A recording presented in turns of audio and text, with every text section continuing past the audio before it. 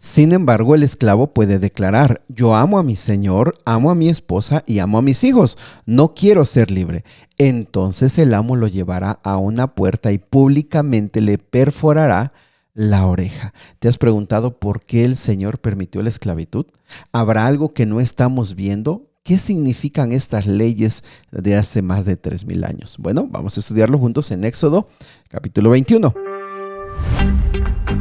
Qué gusto saludarte esta mañana, que Dios te bendiga, que todo aquello que te estás preguntando, aquellas decisiones que estás por tomar, que Dios te dirija, te bendiga, pero sobre todo que su Espíritu Santo pueda encontrar un espacio en tu corazón para poder tocar tu ser. ¿Sale? Vamos al capítulo de hoy. El capítulo de hoy es muy interesante porque ya se van a describir las leyes que le van a dar forma, que van a regir a esta nación. Ya no son una tribu, ya no son una familia dispersa, son una gran nación. Necesitan ellos tener una forma de vivir. Mis amigos, dice el versículo número 1, estas son las leyes que les pondrás. ¿Por qué necesitaban leyes? Bueno, para empezar, no debemos olvidar, eso no se nos tiene que olvidar, debemos de tenerlo siempre presente. Ellos venían de un contexto de la esclavitud, de la opresión.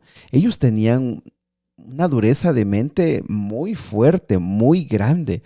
¿Por qué? Porque estaban acostumbrados a los golpes, a la fuerza, a la opresión, a la humillación. Su forma de pensar no era tan sencilla. Así que las leyes que se van a poner aquí les van a ayudar a ellos para poder vivir. Ahora, algo bien importante es que estas leyes los van a empezar a llevar a conducir, los van a tratar de llevar a conocer a Dios de tal manera que poco a poco ellos puedan entender mejor lo que Dios quiere para sus vidas. No lo van a entender a la primera. De hecho, por eso vamos a ver leyes que uno dice, bueno, pero ¿por qué Dios lo permitía? Mis amigos, porque no eran personas libres. Entendamos el contexto. Entendamos de dónde vinieron. Así que estas leyes serían una forma para que Dios los pudiera empezar a enseñar, les pudiera empezar a mostrar lo que realmente Dios quería hacer de ellos. Y mis amigos, no, como siempre le hemos dicho, no seamos tan duros con estas personas. ¿Por qué? Porque también nosotros, cuando venimos a Cristo, el Señor, por supuesto que nos salva y entendemos el arrepentimiento, el perdón, entendemos un poco lo de la salvación, pero el verdadero plan de Dios, lo que realmente Dios espera hacer de nuestra vida, eso cuesta para entenderlo. Poco a poco vamos teniendo impresiones del verdadero propósito de Dios para nuestra vida, que implica todo nuestro ser, implica toda la transformación de nuestro ser. Y eso no es sencillo, mis amigos. Y de veras, hasta el día de hoy, muchas veces los cristianos que llevan ya tiempo no han llegado a comprender cómo Dios quiere transformar cada parte de la vida, de tu tiempo, de la administración de tus recursos, de la forma en la que tú piensas, de tu salud mental, acerca del cuidado de tu cuerpo, acerca de las relaciones interpersonales, acerca de la formación de un hogar, de la educación de los hijos. Dios tiene ideales tan altos, pero cuando nosotros llegamos a Él no los comprendemos. Estamos muy cegados, muy duros, muy necios. Con todo cariño, por supuesto, te lo digo, algunos más que otros estamos así. Sin embargo, Dios usa toda nuestra vida para que cada vez más tengamos mejores impresiones de lo que Dios quiere lograr en nosotros y en nuestra descendencia. Por eso es que estas leyes, mis amigos, no son ojo con lo que te voy a decir, no son perfectas, porque muchas de ellas están siendo apenas el comienzo para lo que Dios va a hacer de ellos más adelante. Algo que es importante también subrayar de estas leyes es que algunas ya se practicaban. No vamos a hacer el análisis completo, pero algunas de ellas ya se sabían, ya se conocían, ya se practicaban. Otras leyes se parecen mucho a leyes antiguas. Hay una ley muy famosa, la de Código de Hammurabi, que son pues contemporáneas y que son en algunos casos parecidas a estas leyes. ¿Por qué? Pues porque regían a una sociedad pues muy parecida. Por eso esas leyes se parecen o en algunos casos son iguales a las que vamos a ir viendo, porque las estamos empezando a ver. Sin embargo, en Deuteronomio también se van a estudiar, Levíticos también nos va a hablar algunas de estas leyes. Así que mis amigos, creo que podemos aprender bastante. Por supuesto, hay contextos que ya no son los mismos para nosotros. Sin embargo, podemos aprender los principios. Por ejemplo, a mí me queda claro que uno de los principios es que Dios siempre está cuidando el equilibrio entre la justicia y la misericordia. Y fíjate que eso podemos nosotros aprender a que en esta vida, ahora en la que nos toca vivir en nuestro contexto, aprender a ser misericordiosos pero justos. ¿Cómo lo podemos hacer? Bueno, eso es parte de la sabiduría que Dios pone en nuestra vida para hacer de nosotros personas de buen juicio, equilibradas, de tal manera que podamos ser de bendición, no solo para nuestro cónyuge, también para nuestros hijos, para la iglesia, para la sociedad. ¿Cuánta falta hace gente equilibrada, de buen juicio, sana? ¿Cuánto hace falta? ¿Por qué? Pues si tú te das cuenta, cuando vas a la junta de padres de familia en tu escuela o cuando vas al trabajo o cuando vas aún en la iglesia, tú te das cuenta que hay personas que dices, oye, pero ¿por qué reaccionar así? ¿Por qué se expresará así? ¿Por qué tendrá este pensamiento? Mis amigos, ¿por qué? Pues porque todos estamos en un proceso en el que la ley de Dios y las leyes de Dios tienen que transformar nuestro ser. Quiero que te quedes, esto no se te olvide, por favor. Entre más te acerques a Dios, más impresiones de lo que Dios quiere hacer de ti vas a recibir. Ojo con esto. Por ejemplo, mira, te digo algo clave. Por ejemplo, ahora quizá no estás cuidando tu cuerpo, no estás cuidando tu salud. Estás durmiéndote tarde, no haces ejercicio, no tomas suficiente agua, comes alimentos que ya lo hemos dicho que alimentos no son sanos, y si no, eso es fácil, lo puedes ver fácil. Eso Dios quiere que tú lo cambies, pero no tenemos la impresión, no nos damos cuenta que allí se ve el amor a Dios, la lealtad a Dios. ¿Me explico? Ahora, en el cuidado de nuestros recursos, bueno, podemos ir parte por parte y nos vamos a dar cuenta que Dios quiere hacer cosas muy grandes en nosotros. Los ideales de Dios son muy grandes, pero tiene que comenzar a trabajar con gente dura, con gente necia, con gente, estoy hablando de los israelitas, por supuesto, pero también de nosotros.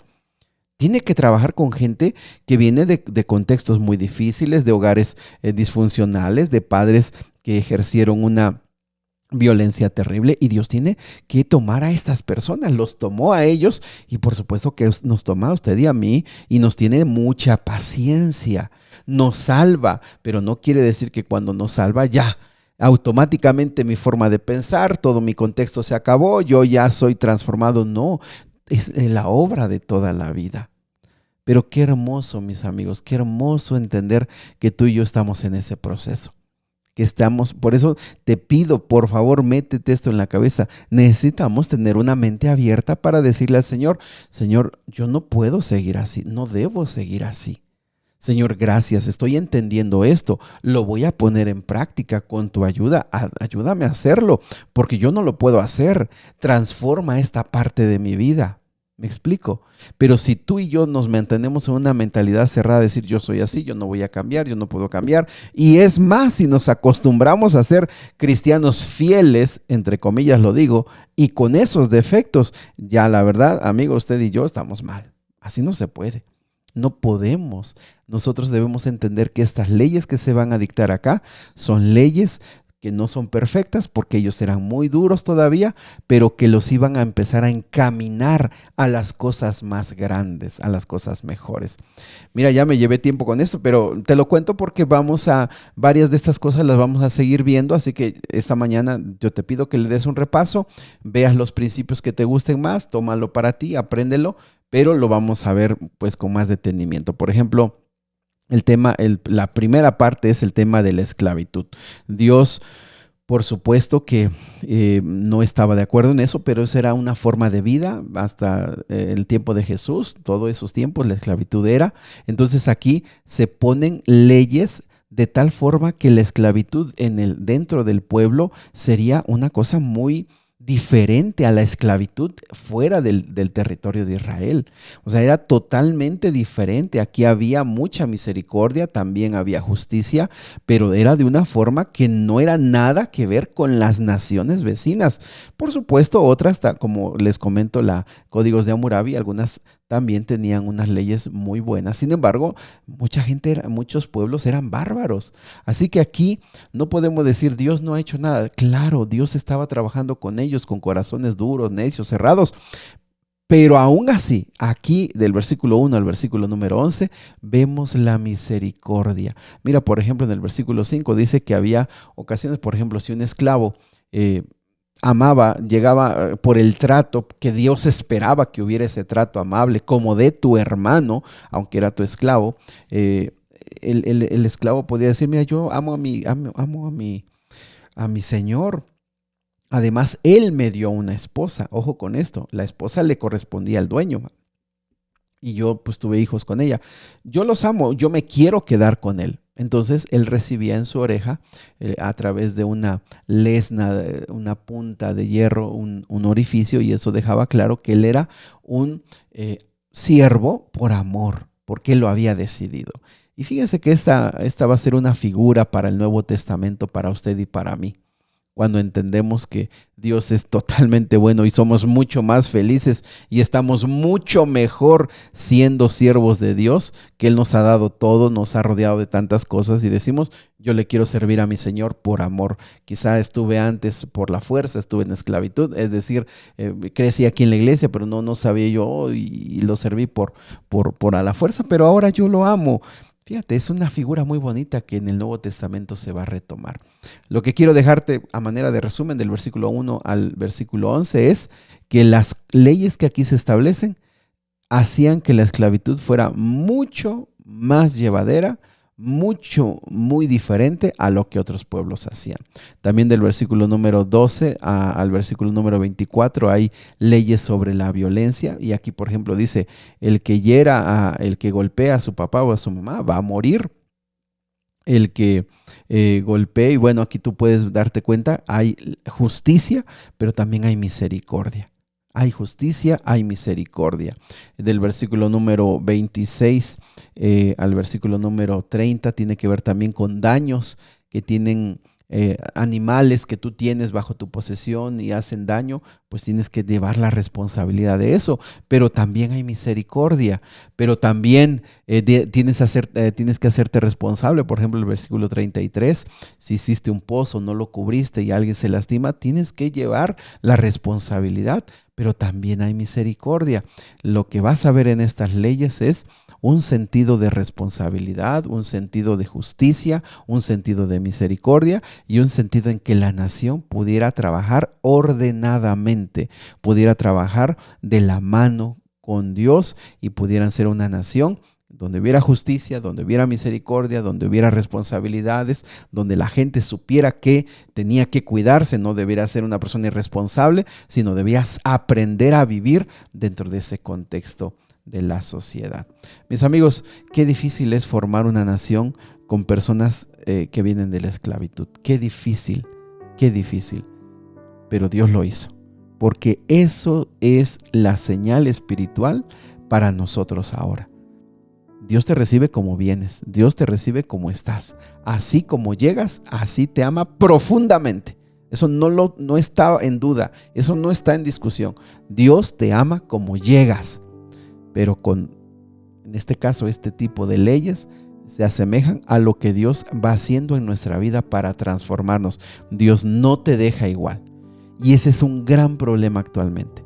Actualmente se está predicando un evangelio en el que tú llegas totalmente perdido, pero permaneces totalmente perdido, aunque ahora dices soy cristiano. Eso es un engaño del enemigo, eso es un engaño de Satanás.